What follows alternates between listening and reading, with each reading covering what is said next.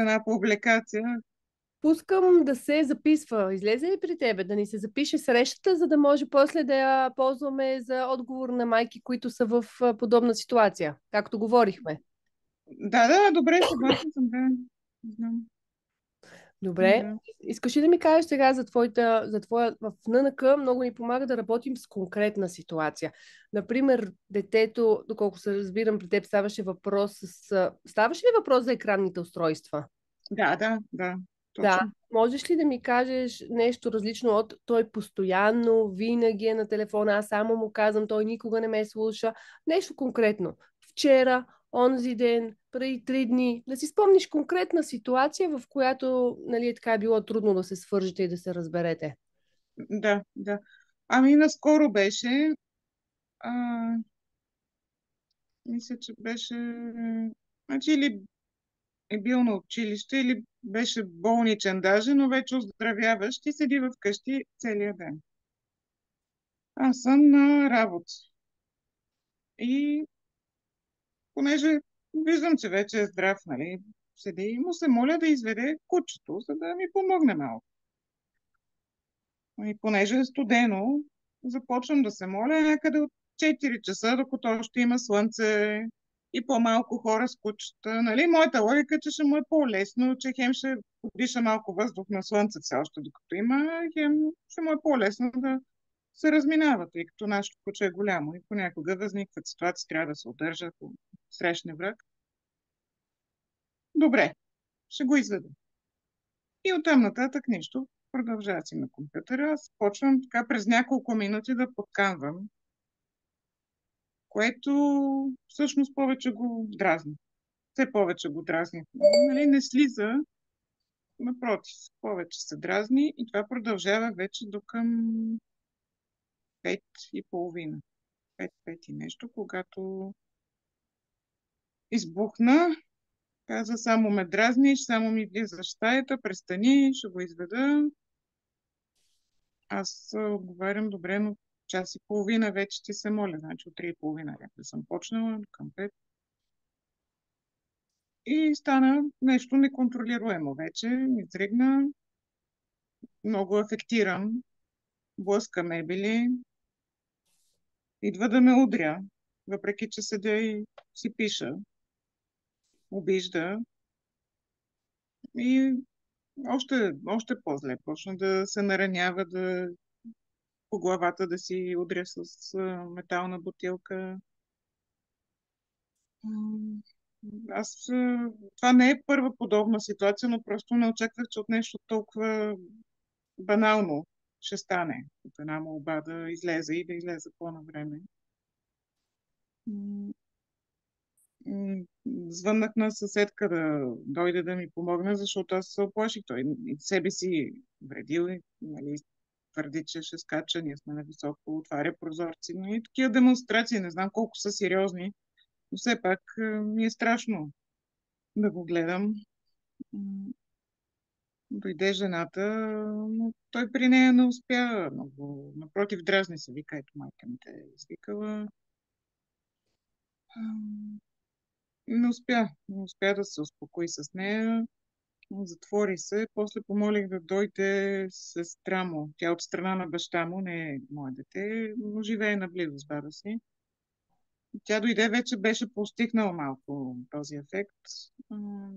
Извиках я, защото той с нея се разбира по-добре, просто при нея не може да изригне по този начин. Възприема я по друг начин, не като дразнител. Тя е на 25 години. И излязоха с нея. И после вече се върна по-успокоено. Бяхме сърдити, не си говорим. И това е случката, най-прясната Да. отскоро. Мога ли да ти повторя какво аз разбрах от тази ситуация? Да, Един ден, преди няколко дни, когато той е бил болничен, не е бил на училище, доколкото разбирам, да, не е бил беше. вкъщи и около 3:30 ти си му го помолила да изведе кучето. Не сте имали уточняващо кога, в колко часа това ще се случи или за колко време. Ти си го помолила да изведе кучето, той е казал: да, ще го изведа. при което ти си продължила да влизаш в стаята и да го подсещаш за тази молба. Не знам дали си имала идея, която си споделила с него за слънцето или само ти си знаела за нея.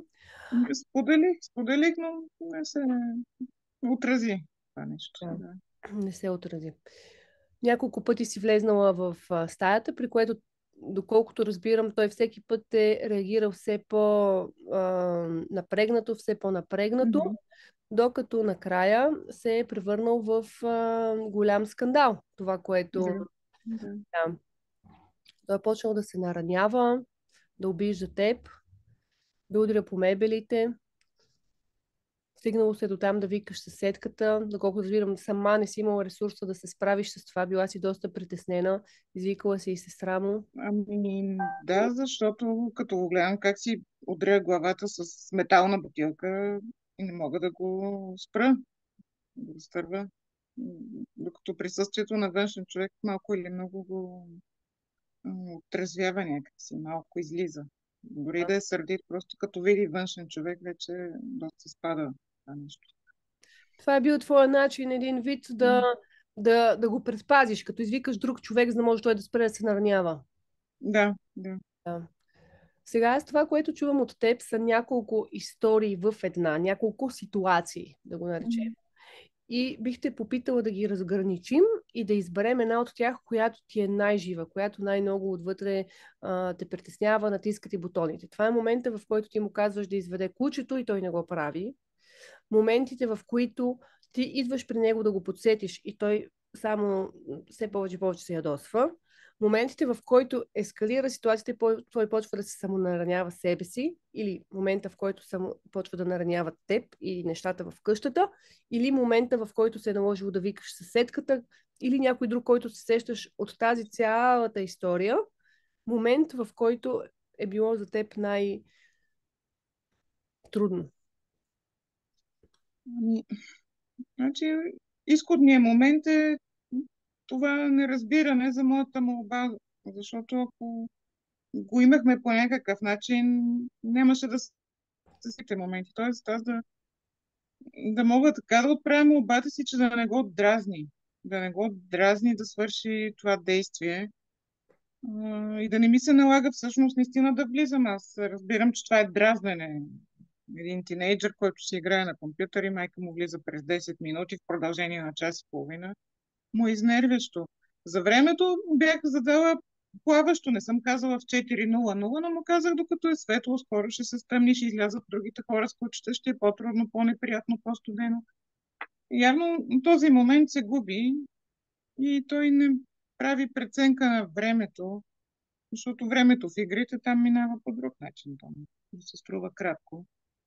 Предполагам, че този момент, като не мога да овладея, другото всичкото вече е лавинообразно, се получава едно следствие от още по-страшни, неприятни моменти и грешки, може би.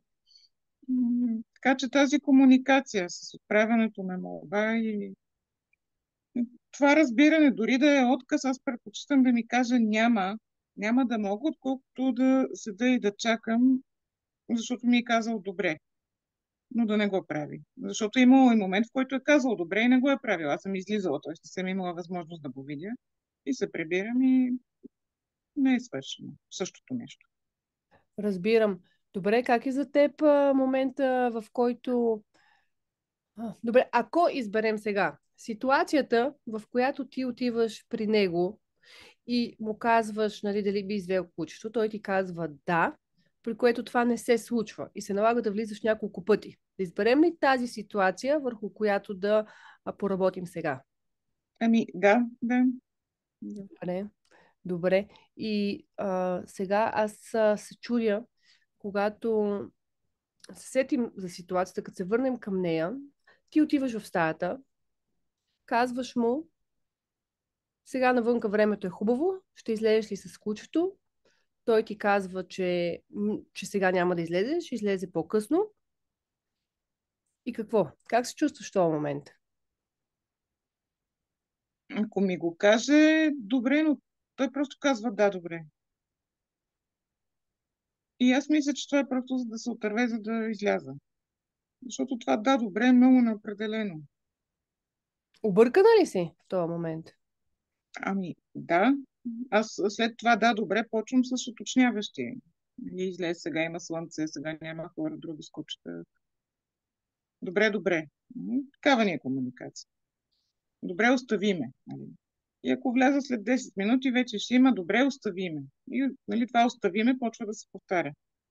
Ти изнервиш ли се? Да, да. Чувства се напрегната и може би се чувстваш и малко самотна в този момент.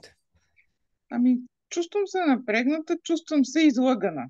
Ето това много ми е боли, че усещам, че ме лъжат. Че това е измама. Защото вече се е случило наистина да не изпълни обещания. Да. По принцип, чувствам се излъгана, това е мисъл. Чувствам се, например, самотна, чувствам се объркана и си мисля, че той ме лъже. Има ли нещо такова? М, Ами, трудно ми е сега да разгранича чувства и мисли, нали, то всичко ми се приплита. Да. Да, имам нужда от помощ, може би това, че съм сама в момента и нямам възможност да го направя.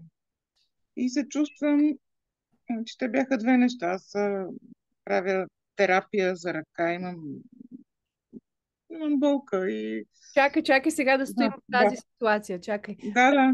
Исках да уточня обстоятелствата, защото тази помощ я искам, тъй като ми е трудно с ръката, понеже я лекувам в момента. Кучето е голямо, силно дърпа. Искам да си щада ръката, така ми е предписано. И това е едното, нали, един фактор, който би трябвало, нали, да... Тоест аз очаквам някакво разбиране в това Да. отношение. И другия фактор е, казвам, че кучето сутринта пак поради болка и бързане да ходя на терапия, съм го извела за кратко и то си чака и вече се подготвя. Нали, очаквам, че като има две живи същества, които имат нужда от теб, би трябвало да им дадеш приоритет на тях, а не на игрите. Играта няма да избяга. Аз така го разглеждам. И това неразбиране от негова страна, т.е. аз усещам някакво съвсем друго отношение, това ме разстройва. Добре, това, което чувам от тебе е, че много би ти се искало той да има разбиране за това, Мгм. че си с наранена ръка, той да има грижа за това, че има две живи същества, към които той би могъл да си сподели времето, отколкото с игрите и ти го виждаш за много по-смислено да помогне в къщи, да Да, помогне за да. кучето, отколкото да прекарва времето си с игрите. И също, ако те разбирам правилно, би искала той да види, да признае, да зачете това, че ти в момента си с наранена ръка и ти е трудно да се грижиш за кучето. Да, да, да. Очаквам го чисто човешки го очаквам. М, Това е.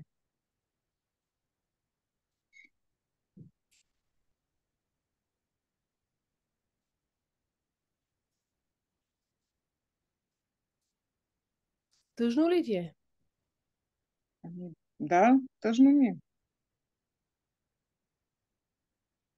Тъжно ми е, защото ние като майки винаги сме на среща за най-малкото нещо, за другите си близки хора. Дори да не е близък човек, за мен е винаги човека е преди електронните забавления. И тази голяма разлика в нашите възприятия ме разстройва, наистина. В приоритетите. Дали разбирам правилно, че в твоите ценности много дълбоко лежи това да се грижим първо за хората един за друг и след това да идват забавленията, игрите, компютрите? Ами, да, така е. Аз не отричам забавленията, но те са си там. Тоест, ти сега можеш да отделиш този половин час, примерно. Аз дори не искам повече. Половин час. И след това ти се връщаш. Това няма да избяга. Дори да имаш нещо, защото знам, че имат в игрите да си довършват. Но това довършване на някакъв етап в играта едва ли е час и половина. Предполагам, че какъвто и да е етап в играта може да се приключи, да се спре там, където ти е удобно и останалото да го оставиш за после. Това е Трудно, моето разбиране, но срещам съвсем друго и оттам се губи вече комуникацията. трудно ли ти е да имаш разбиране за него, колко е важна тази игра и че е възможно тази игра да е важна колкото целият му живот? Трудно ли ти е М, да си го представиш? Ами, по стечение на обстоятелствата, аз работя, това ми е работата, аз работя поддръжка на игри. А, така че ежедневно комуникирам с играчи, които продължавам да се очудвам колко може да е важно и то на зрели хора на моя възраст и по. Така че аз разбирам, че някои хора имат нужда от това. Тинейджерите също имат нужда. Въпреки всичко, пак не мога да разбера, след като си бил 6 часа, да кажем, 6 часа си бил на компютър и да не искаш да станеш за половин един час, за да свършиш нещо друго за семейството си.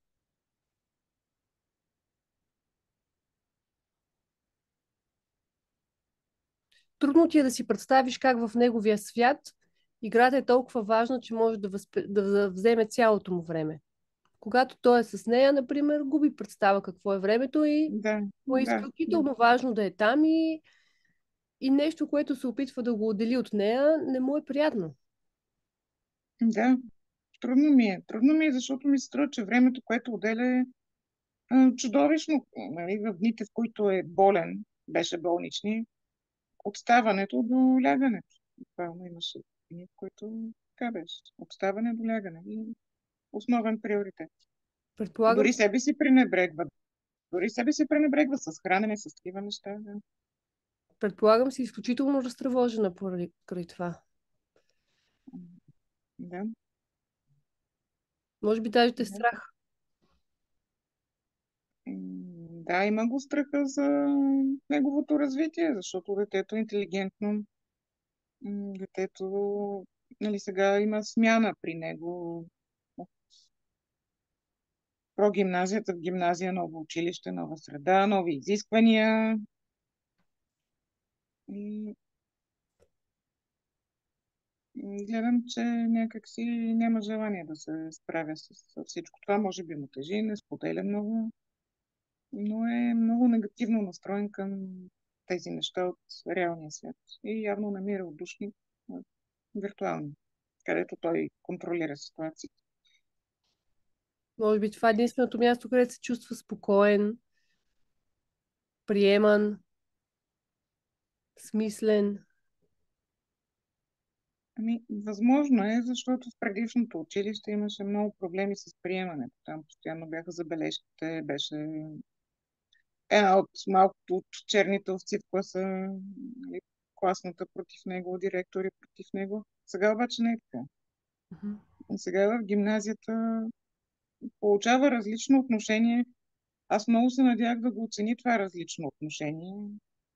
Много по-човешко. М, И се надях да го оцени и да приеме предизвикателствата вече като гимназист, защото наистина са по-високи изискванията.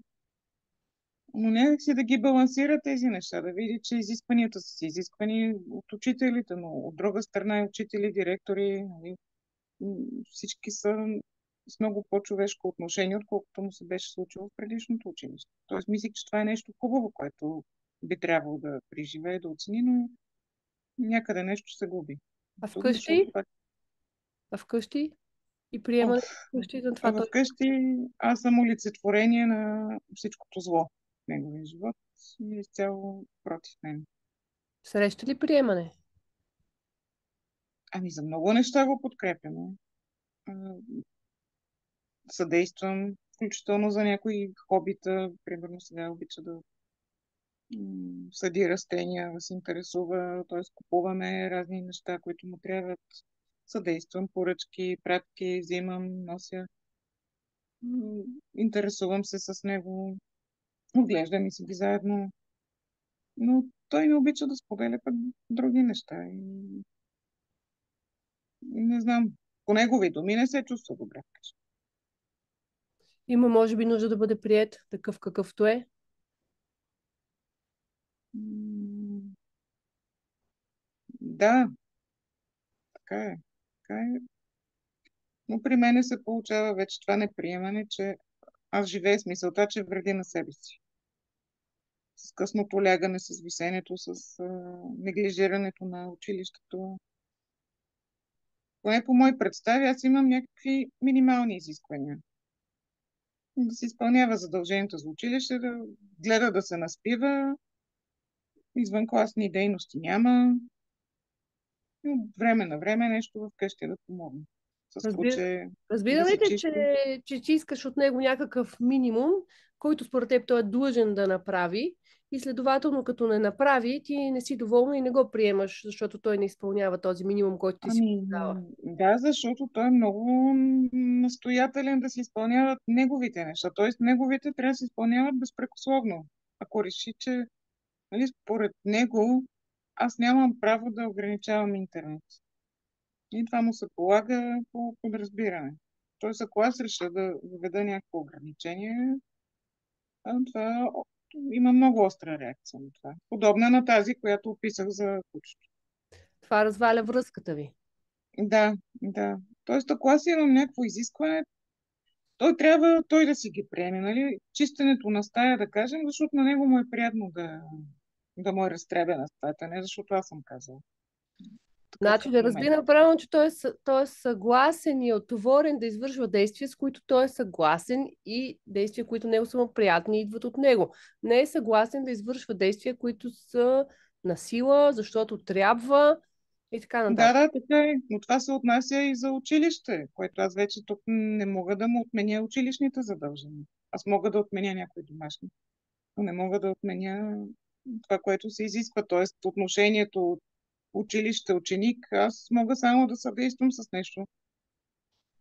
Добре, дори да съм съгласна, че е много натоварен, аз мога пак само да се съглася с това, но пак не съм съгласна да не прави домашни, да не учи, да протестира. Той протестира по негов си начин за ранното ставане, за дългите часове, дългия учебен ден, по-скоро по 8 часа. Но и това неговите виждания са едни несправедливости, едва ли не срещу него основно. И там вече врага е министерството, директорите. И... Но пак аз това цялото негативно настроение, тези негативни реакции пак се стоварват върху мен. Той няма как да ги изрази на директори, на министри. Пак аз го отнасям. Разбирам ли правилно, че той си има за себе си ясна позиция, кое желае, кое не желае, и ясно е изключил дългите часове като нещо или дълги учебен ден като нещо, което го подкрепя. Също задълженията, които трябва да прави, и тъй като там няма ресурс към кого да се обърне, се обръща към теб и ти, не знам какво ми предвид под отнасяш целият негативен ефект от това. Мгм. Но отнасям на лошо настроение, навикване, обиди, такива неща. Отнасям, да, аз много пъти му правих през първия учебен срок, първа смяна, нали, за ранното ставане. Много пъти ме е молил да остане вкъщи, че не се чувства добре, че му е лошо, че не може да стане. Извинявам отсъствия.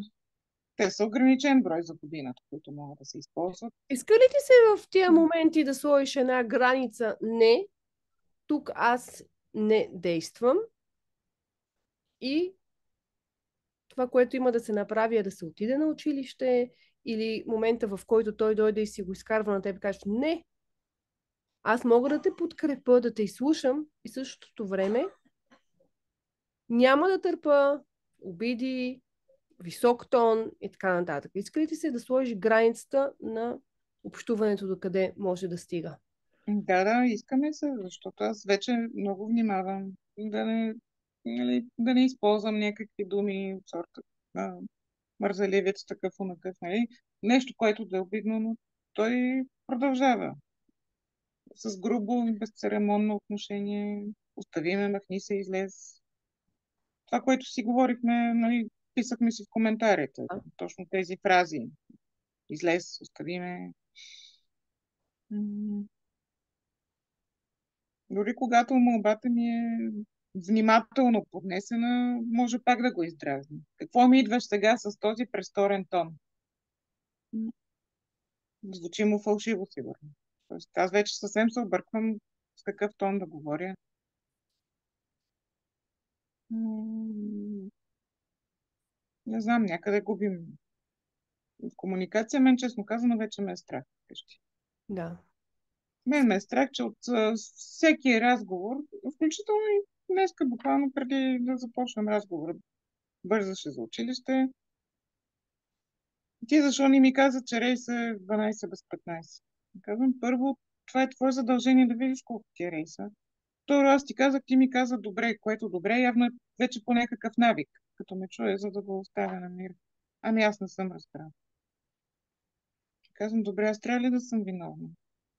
Аз трябва ли да съм виновна, че ти не гледаш разписанието и аз вечно да съм секретар, технически сътрудник? Аз се чудя с какво Да. намерение казваш тази последната част. На мен ми се струва, че разговора някакси, ако приключи до там, където не си видяла, а, не си му казала за в колко часа е рейса и приключва, не разбирам защо е тази последната част, която ти му казваш на него. С какво намерение му казваш тези неща? Защото искам да не ме държа отговорна. Не искам аз да съм тази, която трябва да му гледам. Аз мога да ме съдействам, ако поиска или дори без да иска и го информирам, но да ми каже, ти не ми каза, т.е. А ти ти си чувстваш ли била... си отговорна? Ти самата Ами, чувстваш? да, да, ето той ме поставя. Все едно съм била длъжна аз да проверя. Има ли Аз вариант, да... в който ти представяш да се чувстваш отговорна и приключваш точката, докъдето говорихме? Точно това ме е страх да го направя, да скъсам така рязко, защото ме е страх, че ще се издем. Защото се случваше първия срок. Просто решава да не става за училище. Решава и не става, и не отива. А, И мен се ме е страх, че ако аз не... Аз искам да ми се отнеме тази отговорност, защото имам още много отговорности. А И склонна наистина ли си да смятам... пробваш за една седмица да я махнеш тая отговорност? Аз вече се опитвам постепенно да махам някои неща. Примерно за домашните вече не питам. Имаш ли, нямаш ли? Или питам поведнъж най-много. И какво се случва?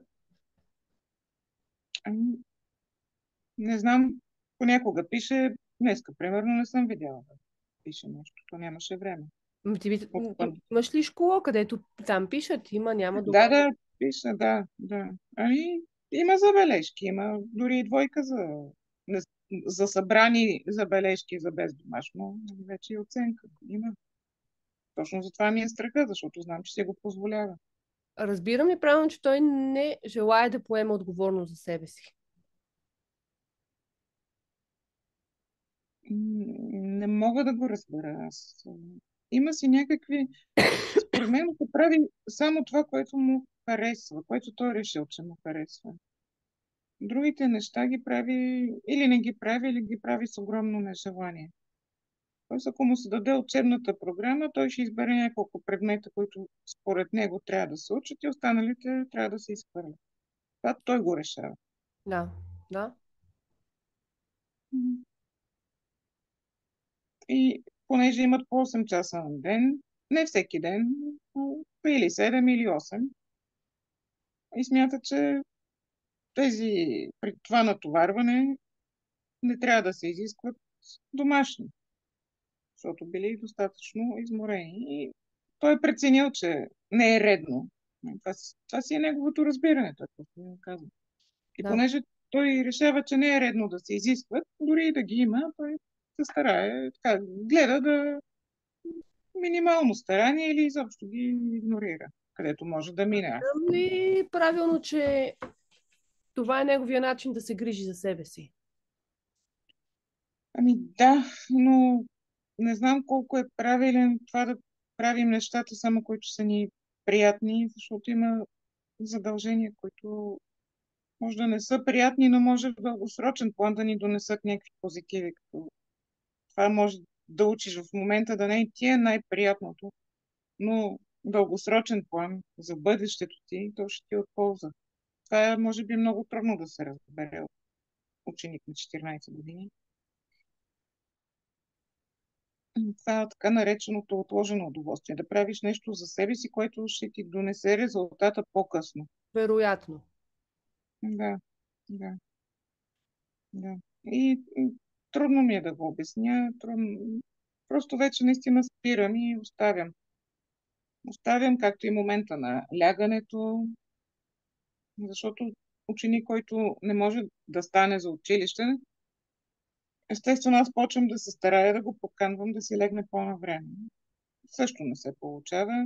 Сега, като е втора смяна, вече съм го оставила, когато прецени да си лега.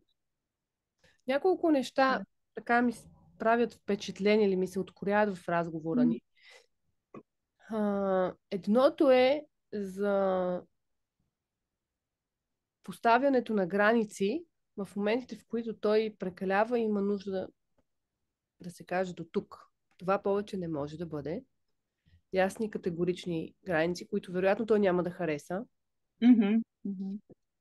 Другото, което е нуждата от свързване. Свързване между двама ви. Може би това е номер едно, което за мен говори този разговор. Нуждата ви да се свържете и да общувате помежду си. Как ти звучат тези неща на теб? Трудни. Трудно ми звучи за Звучи, изпълнение. звучи ли ти като нещо, което е нужда? Твоя нужда? Да, да, аз Свързване. осъзнавам нуждата, но не мога да намеря подход. Обикновено се провалям в крайна сметка. И с границите, и с общуването. Как ти звучи идеята като стратегия за действие, стратегия за свързване с, нали, като цяло свързване с него, да се опиташ по някакъв начин да интегрираш, ако било то за седмица, за две, да се опиташ да интегрираш емпатично общуване. Да се поинтересуваш за начините, по които той се води. Има книга по този въпрос. Защото това, което аз разбирам от теб е, че начина, който до момента използваш, не ти върши работа. И вече си на ръба на предаване. Да, да. Аз сега чета една друга книга по препоръка. Карта на родителството се казва. Също се говори за емпатия, също се говори за потискане на егото на родителя. Аз съм много против всякакво потискане на каквото и да било. Мгм. Ами, Всяко да, едно нещо, да. което идва за мен е добре дошло. Било то его, било то компютърна игра. Е добре дошло, за да видим какво се крие под него. Много пъти това его е начин на защита. И ние не можем да си потиснем защитата. Много пъти играта, да играеш на този компютър е начин на защита, защото светът толкова много не ти харесва около теб, че единственото място, където можеш да съществуваш с себе си, да го понасяш, е в играта. И всеки, който дойде и се опита да ме изведе от това място, може би ще влезе в категория враг. Това е моят ресурс, който аз имам в този момент. Това разбирам. Че единственото ми спасение е това виртуално място и много сигурно бих искал да мога да се чувствам добре извън него, но просто не го мога. Не съм се научил, не съм видял как става, не съм го преживял и не мога. Имам нужда също, Аз, предполагам, да се... да, искам да помогна с разни стимули, но не ми се получава. Предлагам записване на спорт някакъв, ако иска. Нямам време. Нали, получавам този отговор. Нямам Може би, време. ако аз съм детето, бих го възприела това, като тя сега иска да ме подтикне или да го кажа в кавички, да ме измами, да ме Да, откупи с сигурно. нещо. Да. И не бих се вързала на това. Мгм. Първото бих имала нужда да имам доверие в майка си. Че ще ме приеме какъвто съм, че ще ме обича какъвто съм, че и съм съгласен да не е съгласна с нещата, които аз правя. Съгласен съм, всеки има право да не е съгласен. В същото време много ми се иска да ме приеме и да ме обича точно такъв какъвто съм и да знам, че мога да разчитам на нея. Като първа крачка. След което вече бих имал доверието да говоря с нея и да я чуя какво всъщност се случва за нея. Може би имам нужда да чуя нейния поглед, за да осмисля някои неща. Да. Но на първо място имам да се свържа с нея, защото в момента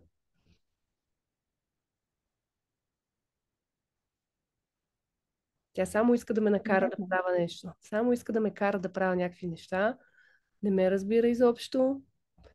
Не знае в какъв свят живея.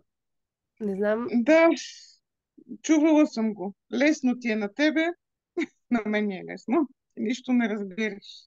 Аз в момента се пъхам в обувките на детето, за което говорихме и хора от негово име, като си представям. И много, първото, което е много, много, много бих искала приемането и обичата на мама, такъв какъвто съм. Имам нужда от прегръдка, от целувка, имам нужда от всичко това,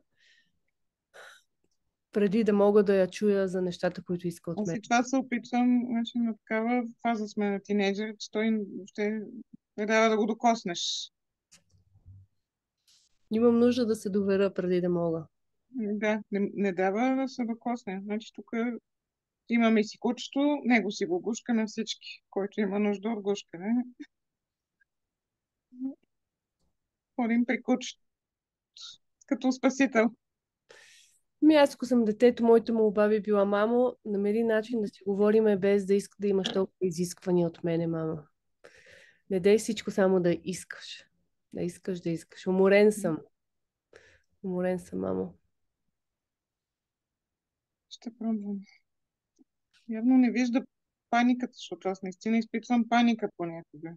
Според мен я Това, вижда и даже я усеща. да. И Нали, затова се паниката, натоварва още помощ, повече. да. Проваля се, съсипва се.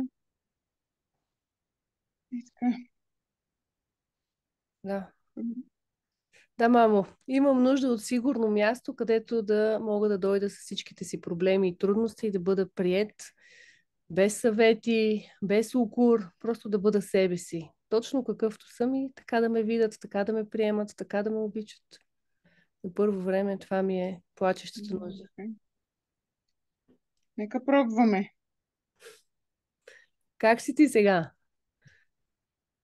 Добре съм, добре съм. Добре съм, всеки път си давам обещание, че ще пробвам. Наистина, ето сега има и човек, пред когото да го дам. Ще пробвам да не искам нищо. Да го оставя да се чувства добре според неговите разбирания. Но все пак се надявам да ходи на училище, поне това. Поне това. Мога да допълня, че ННК съзнанието не предполага пълно безхаберие и липса на граници. Мгм. Това е точно обратното. ННК предполага пълни граници, тотални, железни и поставени по начин, който е с грижа за двама ни. И за мене, и за тебе. Сутринта ти казва: не искаш да ходиш на училище. Чувам те, че не искаш да ходиш на училище. Важно е да се ходи на училище. Има ли нещо, което да може да направим, за да отидеш? Колко различно звучи това от: няма вариант, ставаш и тръгваш. Тръгваш веднага. Колко различно звучи. Как с няколко месеца общуване по емпатичен начин, когато аз чувам те, че не искаш да отидеш и не виждам начин да го направим. Много бих искала да ти съдействам, но не виждам вариант. Какъв е вариантът да не отидеш? Ще напиша бележка. Добре, днес, но те ще свършат. Какво правим? Мгм. Добре, напиши ми днеска. Добре, ако е толкова тежко положението, ще напиша днеска бележка и ще се опитам да използвам деня, за да изграда, да надграда тази връзка между нас. Да знае, че аз съм тук за опора. И в същото време, колкото съм опора, толкова съм и граници. Ще ти пиша бележка до тези 15. Нямаш проблем. 15 дни ще напиша бележка. Мгм. След това нищо не мога да направя. Искаш ли да ги изхъбим сега? Или за момент, когато наистина ти трябват? Реши. Аз съм с теб в това. Подкрепям те. Хайде заедно да намерим решение, което работи.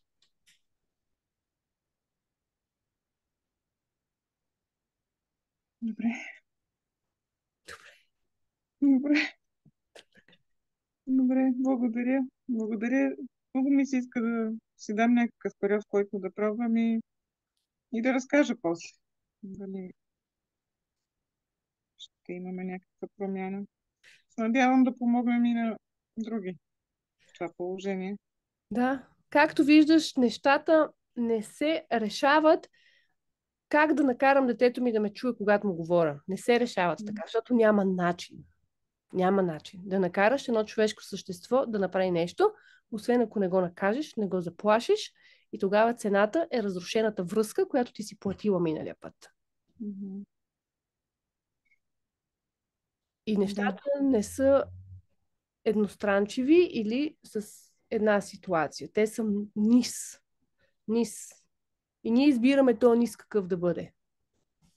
Низ на емпатия, изградена връзка или другия, който не го харесваме. И лека по лека. С времето. Лека, лека. Да. Добре. Аз много благодаря за тази сесия и се надявам да мога и да посетя и обучението. Когато Ами, ти видяла ли се си? на... Те са сега. Те почват другата седмица. В събота и неделя. Аз до края на Не, месеца работя в събота и неделя. не, напротив. Неделя. Сряда, четвъртък и петък са. Другата сряда, четвъртък и петък. 3 дни. Мгм. Трябва да видя, да. Да. Понеже графика ми е много, много шарен. Не се... Сутрин, вечер. Първото, Да. първото обучение е основите. Как да се изразим емпатично? Кои са 4 стъпки? Наблюдение, чувства, нужди, молба. Има практика чрез упражнения да се изкажем към другия човек. Ние, когато чуваме другия човек, как го чуваме. Това е първото за 3 дни. След това, следващото е за гнева, когато си гневен. Или другия е Мгм. гневен. Как да посрещаш този гняв. Където там със сигурност е включено първото обучение. Със сигурност. То няма как без него. Да. И следващите 2 вече са за задълбаване. Вече, например, едното обучение е как да правиш това, което правя сега аз с теб. Казва се коучинг, базиран на нуждите. Например, на тебе би те подкрепил, когато говориш с своето дете, какви въпроси да задаваш, как да Мгм. стигне от състояние на това. Ти може би забелязваш по себе си как от състояние на това стигаш до състояние на това, когато вече си готов да чуваш. И четвъртото вече е много напред. Да. Добре. Добре. Добре, Калина. Много, много благодаря. Ще Много, се много радвам, благодаря. ако нашата сесия помогне и на други. И Дано. се надявам да се видим на живо. Но междувременно ще Бъде. държа връзка, за да е пълна ползата, да мога да кажа след време как се развиват нашите отношения. Да, добре. Може следващата седмица да си пишем и да се разберем пак да се срещнем. Да, Да кажеш какво да, става. Добре. да. Добре, благодаря ти още веднъж. Аз благодаря. Бързо оздравяване и хубави моменти. Да бъде. Да, чао, чао.